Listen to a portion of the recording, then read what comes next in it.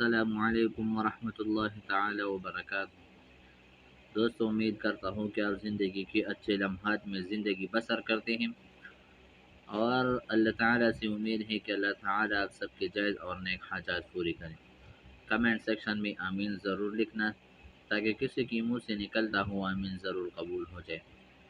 دوستو، آج میں پھر حاضر ہوں اس نئے عمل کے ساتھ، اس نئے وظیفے کے ساتھ، کہ یہ دو عمل لے کر حاضر ہوا ہے۔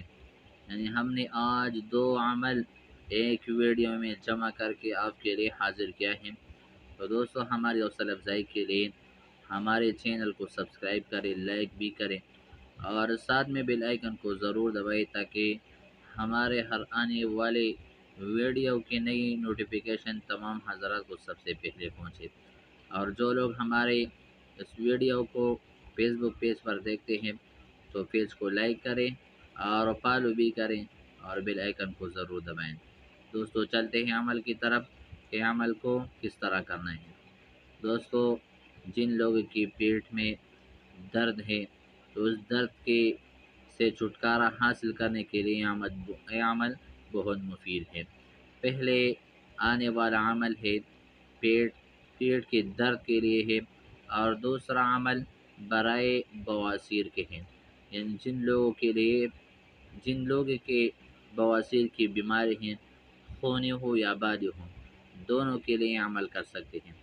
تو دوستو، پہلے پیٹ کے درد کے لیے عمل کریے، آیات فانی وغیرہ پر 3 بار پڑھ کر، پلائی بوضو لکھ کر، جامع کر کے پیٹ پر باندھیں۔ انشاءاللہ تعالی پیٹ کے درد سے نجات ہوگی۔ اور وہ آیات یہ ہیں: لا فیہا غول ولا هم عنہا ینزفون۔ یہ عمل پیٹ کے درد کے لیے بہت مفید ہے۔ اور دوسرا عمل برائے بواسیر ہے۔